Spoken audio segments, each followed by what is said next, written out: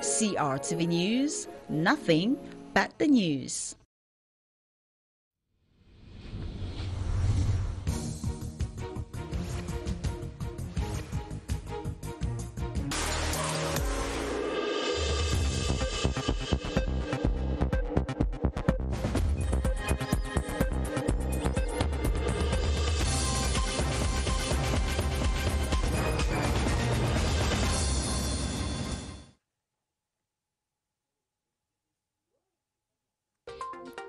Elections Cameroon makes a self-assessment of the organization and supervision of the February 9 twin elections. The body acknowledges its work and charts a way forward for amendments in subsequent polls.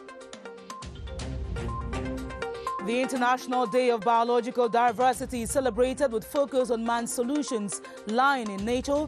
Tonight we explore Cameroon's rich biodiversity and the need for its conservation for posterity. Preparations heightened throughout the national territory ahead of the feast of Ramadan as Muslim faithful await the sight of the new moon to end the 9th lunar month. How ready they are? Answers in this newscast. Good evening and thanks for joining us. Those were the headlines of the 7:30 news. The organ in charge of managing, organizing and supervising elections and referendums in the country, Elections Cameroon, is carrying out a post-election review. The election audit on the 9th of February 9 twin elections will last for 2 days and is chaired by the Director General of Elections, Eric Esuse. Beatrice Law-Samba reports that a self-assessment intended to increase the quality of subsequent elections is attended by all actors in the election chain. The February 9, 2020 twin election process continues with this lesson learned workshop organized by the election organizing, managing and supervising body, ELECAM. We continue to assess our cooperation with UNDP and UNIFAM. But I think that we are satisfied for that cooperation and we are going to continue to work with them to improve our electoral system. And to confirm ELECAM's determination to work in synergy to improve the electoral process, the post-election review workshop has been inclusive, bringing in civil society actors, political party representatives, and representatives from ministries directly concerned with the electoral process, as well as the UN Women, which worked closely with ELECAM to ensure women and vulnerable groups were given a thought. Women's participation increased at the assembly. It moved from 31 to 30, almost 35%.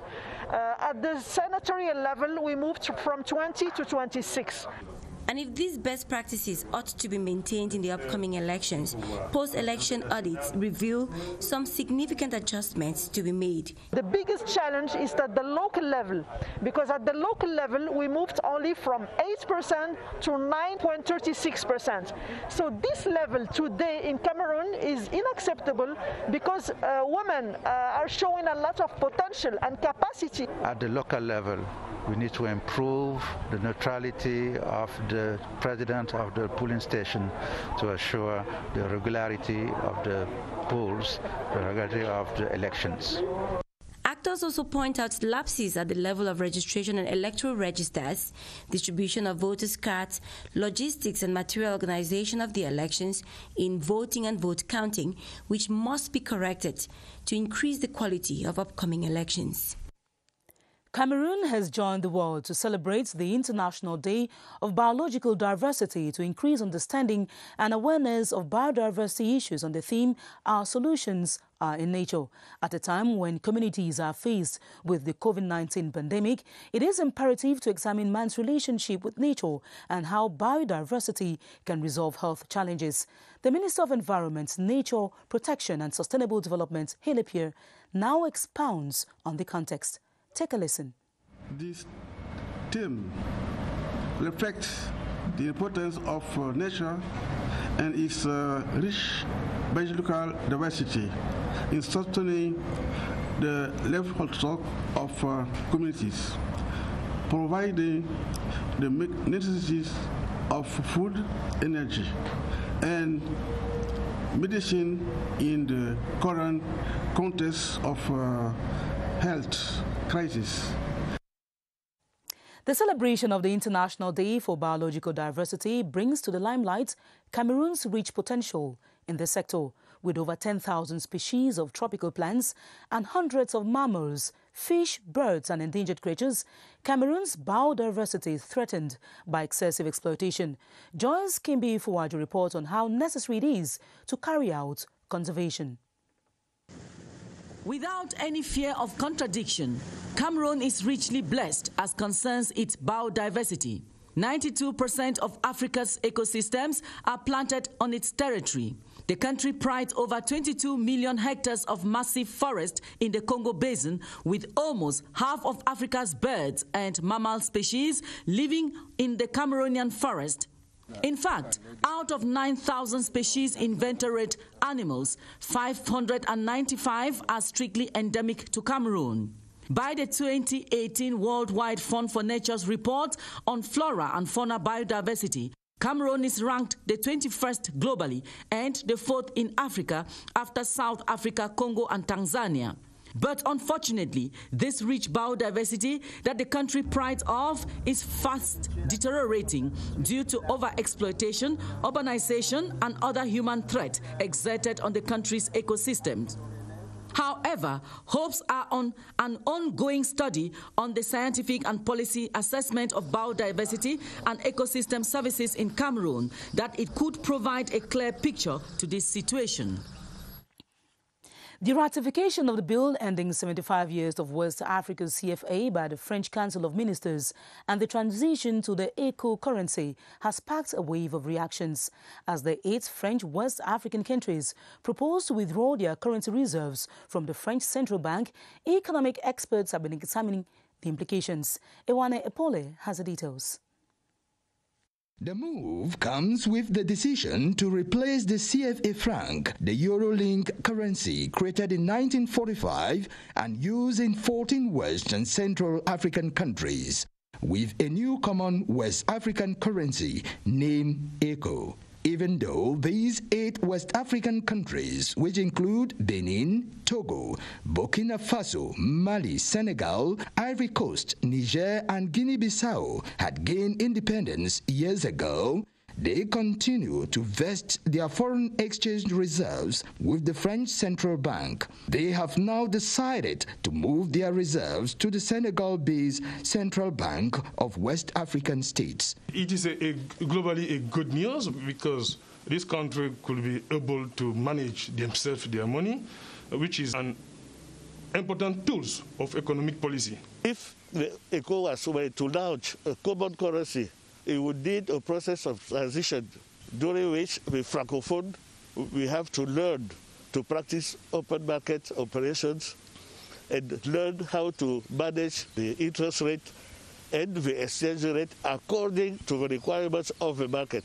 The decision is fraught with political implications as it will hit French economy, loss of a pool of resources and control of the economies of these countries will have cascading effects. The introduction of the ECO was initially planned in 2003 but was repeatedly delayed. From the 1st of July this year, these countries will have their own currency known as ECO. In other news, maintenance works along the Garua-Mayo-Sala stretch on the National Road No. 1 is 87% complete. The infrastructure, which is a major component of economic development and a gateway to the Adamawa region, was evaluated by the Public Works Regional Delegate for the North, Alphonse Banwe. Tony Nanyongo has the details from Garua.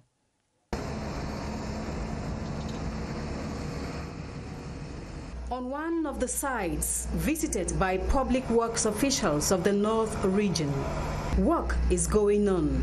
Technicians are busy treating the road surface. This is one of the surfaces that had to be treated with alpha substance. We observed that works already on site is about 87%, and we understand that their productivity efficiency has increased, has improved as per last evaluation. With most of the work from Garua to Guna complete, focus is now on the Guna-Mayo-Sala portion.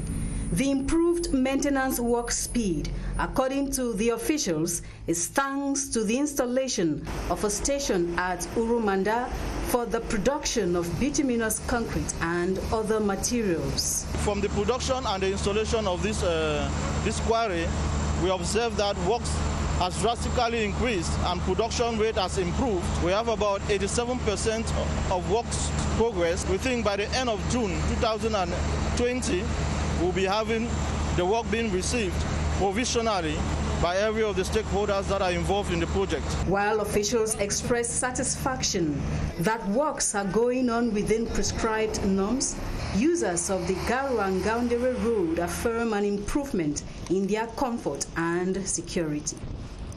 In diplomacy, relations between Israel and Cameroon have been reviewed during an audience granted the Israeli ambassador to Cameroon by the Minister of Employment and Vocational Training. His Excellency Isi Yanuka and Minister Issa Chiroma Bakari exchanged views on strengthening cooperation in the vocational training sector and the professionalization of studies to enhance job creation. Ambassador Isi Yanuka now talks about his country's intention to support the youth in this excerpt. It was a courtesy meeting to present myself because I'm rather new in the country, arrived here only 3 months ago, and also to exchange some views on general issues and on things in which we can collaborate in the future. Yeah, I think the major focus was on vocational training because it's a thing that's perhaps needed here and one of the fortes of Israel, and I think we'll take it from here. Away from diplomacy, the new board chair of the Urban and Rural Development Authority, MAITU, has been commissioned into office. Jamal Mustafa was installed by the Minister of State, Property and Land Tenure, Henry Yebeayisi, who enjoined the new boss to use his rich professional experience to ensure the smooth functioning of the Development Authority. Baldwin Sama tells us more. In him lies the responsibility to work closely with the present management team and take the Urban and Rural Land Development and Equipment Authority to higher heights as Jamal Mustafa is commissioned into his functions as the new board chair of this structure. During a brief installation ceremony, Minister Henry Yebeayisi of State Property and Land Tenure called on him to use his rich experience from the General Secretariat of the Presidency of the Republic and the Prime Minister's Office to live up to expectations. I committed him to assure the, let's say, implementation of the new law concerning the new legal status of MAITU. That is now public authority. That is an entity that the head, the state, is the single actionnaire. I will get committed with the board and the management team to merit this confidence. I wish to also express my appreciation to my hierarchy, especially for constant advice. Born on November 10, 1970, Jamal Mustafa is a graduate from the School of Administration and Magistracy in 2000, and he has previously worked at the Internal Affairs Department of the Presidency of the Republic, and he is currently a chargé d'affaires at the Secretariat of the Prime Minister's Office. This native of Kuseri in the Logun and Shavi division of the Far North region, Jamal Mustafa is a happily married man and a father. And now on to the fight against the coronavirus pandemic in Cameroon. The People's Republic of China has donated anti-COVID-19 kits to the Ministry of External Relations. His Excellency Wang Yiwu donated face masks and thermometers at an event chaired by External Relations Minister, His Excellency Lejeune Mbela Mbela. Sidonie Njapmandi covered the event for the 7:30 News. Giving their support to the Ministry of External Relations in the fight against the deadly pandemic COVID-19 by providing protective materials to authorities of the External Relations Ministry is another way to promote cooperation ties between Cameroon and China. The donation, made up of over 15,000 face masks and 70 thermoelectric thermometers, will help in the protection of Cameroonians in general and personnel of the Ministry of External Relations in particular. The Chinese ambassador to Cameroon, His Excellency Wang Yingwu, while donating protective materials to Minister Mbela, intimated that even though the COVID-19 pandemic has succeeded to change the lifestyle of people around the globe, the good relationship existing between China and Cameroon still remain. Minister Mbela, on his part, welcomed the initiative carried out by the Chinese government and said it will go a long way to slow down the spread of the disease in the country. Senators of the South region, led by Senator Gregoire Mbamba, have also been on a philanthropic move. During a sensitization campaign in Kribi, they urged the inhabitants to join the caravan in ensuring that the contagious virus is ousted from Cameroon. This, the same, must be done through the proper wearing of face masks, the respect of hygiene rules and physical distancing. Polycarp Ate reports. The South Region Senator Gregoire Mbamba and his team this morning followed President Paul Biya's call to all the Cameroonians to eradicate the coronavirus by merely respecting the measures put in place by the government to prevent the pandemic with a sensitization campaign carried out at the Corbiton main market, beaches and major roundabouts in Kribi. The senator and his team controlled the population on the wearing of face masks, which is the weapon to combat the COVID-19. For this major outing, we sensitized the population to wear face masks and taking sanctions on those who don't respect others. We here called on all the visitors to wear face masks before coming to Kribi. The sensitization campaign carried out on the measures set aside to prevent the coronavirus pandemic for the past month has been respected by many in the resort city of Kribi, but has fallen on a deaf ear to some people. The powers that be say stringent measures will be taken on the people who act contrary to the measures henceforth. This morning, it is for us a feast on the table to say that enough is enough. We all have to wear our mask. It is important and I think it is sure we will continue. With this continuous effort mounted by both the local and public administrative authorities, there is assurance that the fight against the COVID-19 will yield a fruit in the ocean side.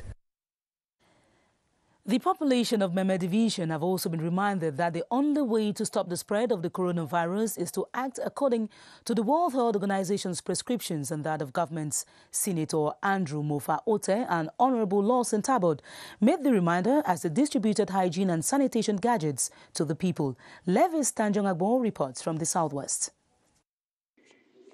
The donation included buckets, 100 bags of salt, 6,000 face masks, cartons of soap, bags of onion, bags of rice, packets of sugar, amongst other things. Speaking during the donation, Senator Ote Andrew Mofa said it is his own way of contributing to the fight against the spread of COVID-19 as well as to better the livelihood of people living in his constituency, which is Meme. Preventing COVID, you put on your face mask, you maintain social distance, and then you respect cleanliness as sanitizing and general cleanliness in the environment. It will help you to prevent the spread of this deadly virus. For Honorable Tabot Lawson Bakia, the gesture is his own way of saying thank you to the population of Meme, especially the youths. This one is a crisis situation. We have come because we don't want the COVID-19 to affect our population. We have come to add our voices to those of the mayor and the city mayor and the other mayors, the DIOs and the SDO in particular, in the fight against the COVID-19. Part of the donation, both speakers said, would assist the Muslim communities during this period of fasting. The ceremony was attended by top officials in the division. Stay in the Southwest region where the Ikondo Titi Council has examined and adopted the structure's administrative, management and stores accounts. This was during an ordinary session chaired by the Mayor, Kenneth Nanji and in the presence of the Divisional Officer, Timothy Abolua. Recommendations on how to develop the area that has been affected by the socio-political upheavals were also made. Ewane Epole tells us more. The CPDM councillors who emerged victorious in the recent municipal elections and administrative authorities of Ekondo Titi subdivision met for the ordinary council session. Speaking during the forum, the mayor, Kenneth Nanji Ene, underlined that the sum of 750 million CFA francs was voted to run the council's affairs in 2019. Yeah, we have to take into consideration that the security situation of the country is improving very, very fast. That is why we can achieve the realization rate of revenue of 96% and of expenditure rate of 53%. The major outcomes concern improvement of stores accounts, the improvement of our expenditure rates, which is still low at 53%, which we intend to step up because more projects will be realized in the municipality in the months and days ahead. We have the extension of the market. We have a youth empowerment center which is going on. We have a women empowerment center that is going on to ensure that these sectors of the population, the youth and the women, are well taken care of. The municipal authorities deliberated and adopted the accounts. The divisional officer of Ekondo Titi, Timothée Abolua, who assisted in the council session, called on the councillors to profit from the newly promulgated decentralization law to enhance meaningful development in the area. The government of Cameroon has decentralized strategies to fight COVID-19 in the country, with more and more persons accessing test kits and treatment centers.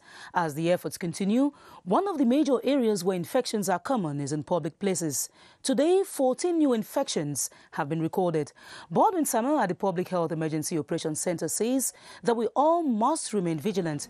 And with his guest, Dr. Fabrice Fabo, they will be talking about these transmissions. Hello, Baldwin.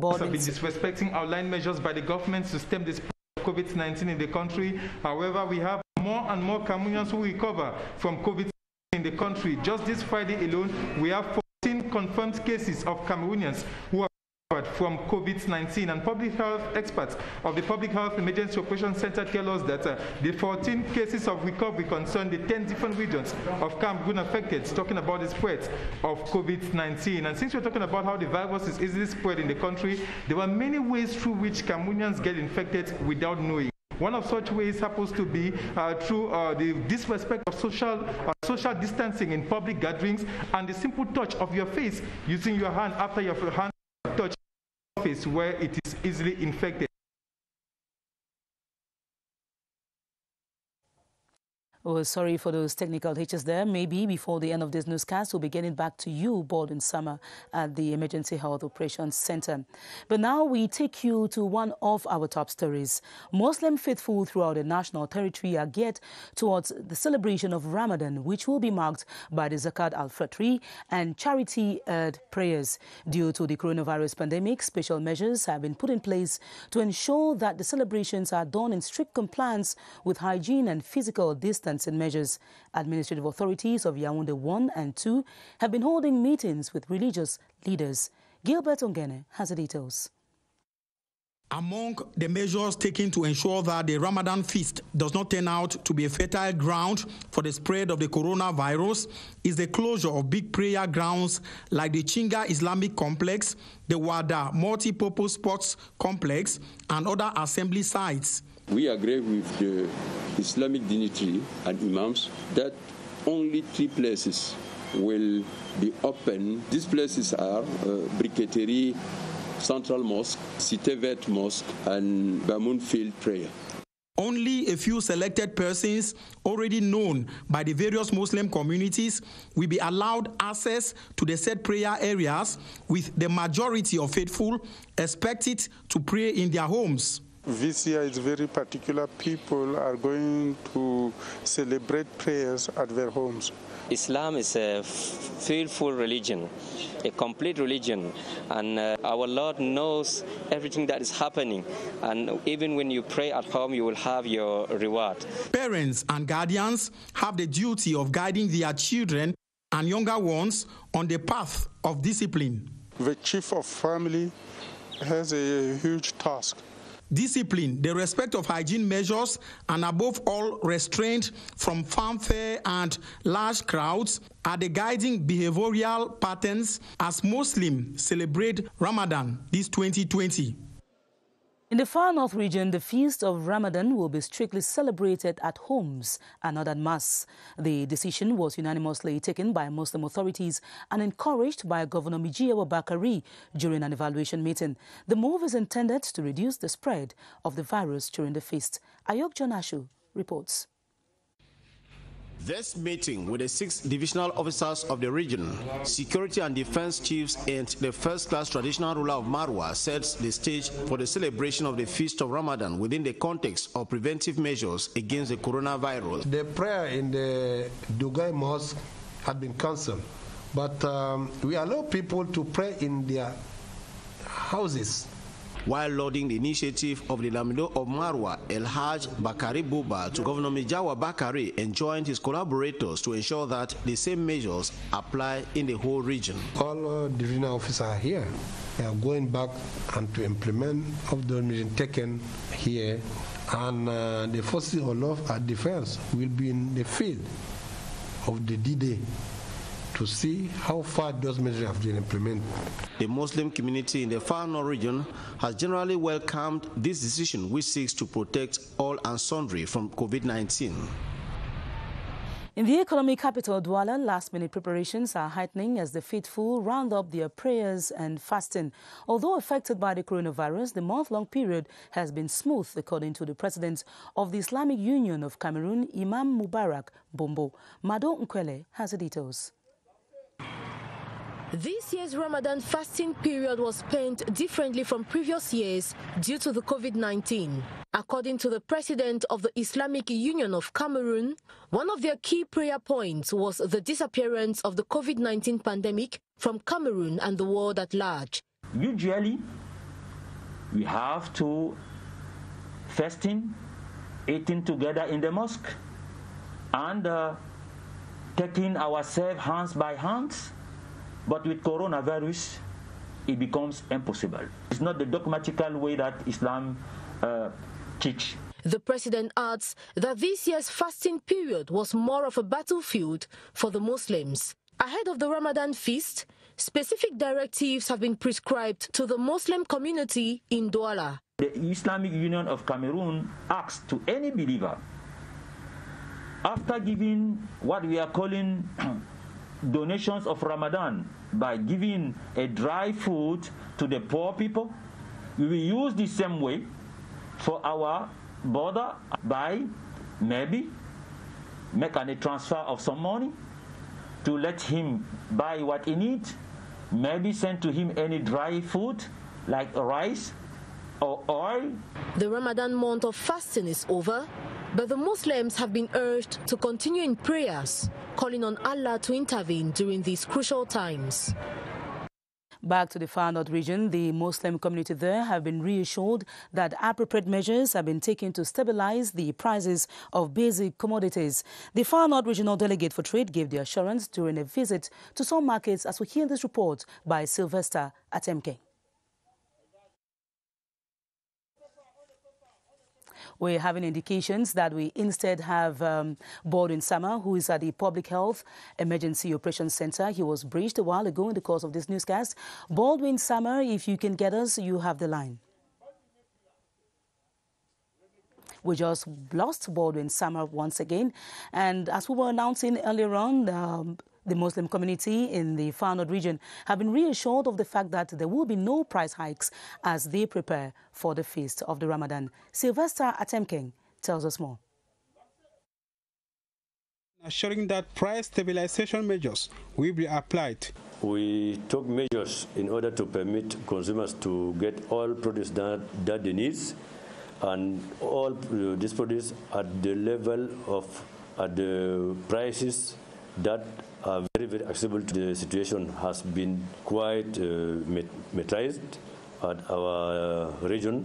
Muslims' households in Marwa are getting set for sumptuous meals, even though they might expect fewer visitors than usual because of COVID-19.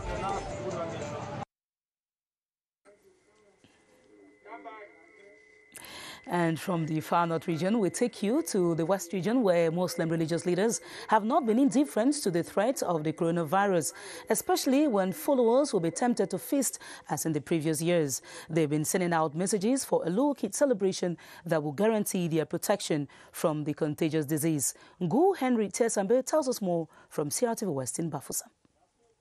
Tailors and seamstresses in the Hausa neighborhood in Bafoussam say they are making brisk business as they count down to the feast of Ramadan, Narus. Alhamdulillah, we thank Allah because we have so much job, because I have so much work.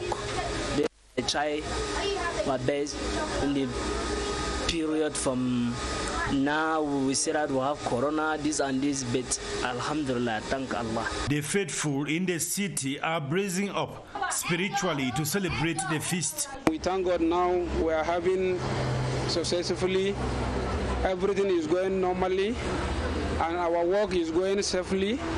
We thank Allah for giving us this time and making this Ramadan completely. The West Regional President of the Council of Muslim Dignitaries and the spiritual leader, Sidimuk, has called on the faithful to respect measures to fight the coronavirus and celebrate at home.